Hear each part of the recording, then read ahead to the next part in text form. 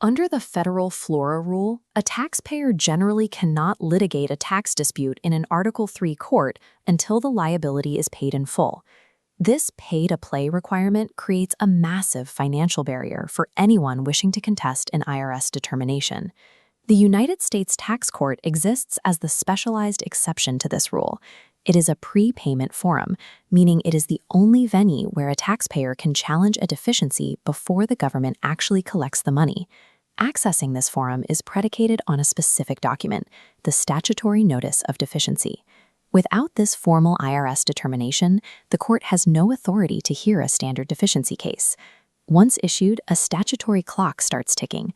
For U.S. taxpayers, the window is 90 days. Outside, it's 150.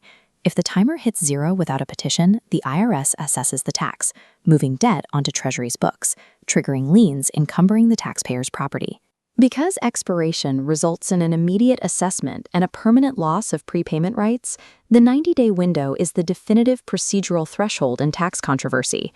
For over a century, the professional consensus has been that the 90-day deadline is an absolute jurisdictional limit. Traditionally, a jurisdictional deadline meant the tax court was powerless to hear a case filed even 1 day late. No matter the reason for the delay, the court would be forced to dismiss the petition for lack of authority. That certainty was recently challenged by the Third Circuit Court of Appeals in the case of Culp v. Commissioner. In Culp, the court reclassified the deadline from a jurisdictional barrier to a claims processing rule. As a claims processing rule, the deadline becomes subject to equitable tolling. This allows a judge to pause or extend the clock in cases where the taxpayer was misled by the government or faced extraordinary circumstances beyond their control. This ruling diverged from decades of established practice, forcing a reevaluation of long-standing deadline defense strategies. The risk of missing the deadline is exacerbated by the IRS executive machinery that activates the moment a deficiency notice is mailed. Under Delegation Order 88, the Independent Office of Appeals can accept jurisdiction of a case even after a notice is issued, attempting to reach a settlement before the case goes to court. However, the Internal Revenue Manual is very specific. Appeals employees must warn taxpayers that these administrative talks do not change the judicial deadline. Settlement negotiations and the 90-day clock run simultaneously. One does not stop for the other. Many taxpayers assume active IRS communications suspends their deadline, but when the clock expires, the connection to the tax court permanently breaks, regardless of settlement talks. To navigate this period safely, taxpayers must treat executive settlement efforts and the judicial filing deadline as entirely separate, unrelenting mechanisms. There is only one administrative method to legally stop the clock, Section 6212D of the Tax Code. Under Revenue Procedure 9854, the IRS and the taxpayer can mutually agree to rescind the Notice of Deficiency using Form 8626. Rescission is limited to specific, narrow criteria, such as a verifiable administrative error, like the IRS mailing the notice to the wrong person or for the wrong tax year. A successful rescission treats the statutory notice as if it had never even existed, effectively resetting the entire procedural timeline from scratch.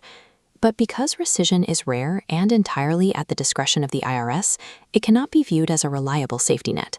The 90-day clock remains the primary procedural threat. If a petition is filed late, the government's standard response is a motion to dismiss for lack of jurisdiction. The tax court itself maintains a rigid stance. In the 2022 Hallmark Research Cooperative decision, all 17 judges affirmed that the deadline is jurisdictional and cannot be tolled. However, the Supreme Court's ruling in Bochler created a different standard. It held that unless Congress uses explicit language making a deadline jurisdictional, it must be treated as a flexible processing rule. The Third Circuit applied this Bochler logic in the Culp case, finding that the 90-day rule lacks that explicit jurisdictional language. This has created a direct clash between the tax court's long-standing internal rules and a federal appellate court's application of new Supreme Court logic. The Culp and Hallmark decisions created a sharp geographic divide. In the Third Circuit, Pennsylvania, New Jersey, and Delaware, taxpayers missing deadlines due to administrative failures can argue for equitable tolling. Elsewhere, the deadline remains a strict boundary. The tax court dismisses late petitions regardless. This means a taxpayer's ability to access the court after a missed deadline currently depends entirely on where they live. Practitioners must manage cases in this split reality, balancing century-old rules against a new appellate exception. The defensive baseline has not changed. Professionals must continue to treat the 90-day window as an absolute jurisdictional limit to protect their clients. Equitable tolling should be reserved as a litigation defense of last resort, specifically for cases where the filing window passed due to external failures. Because federal tax law requires national consistency, this circuit split will likely force the Supreme Court to decide the deficiency deadline for the entire country. The transition from a strict jurisdictional rule to a conditional requirement shows that even deeply entrenched tax procedures are subject to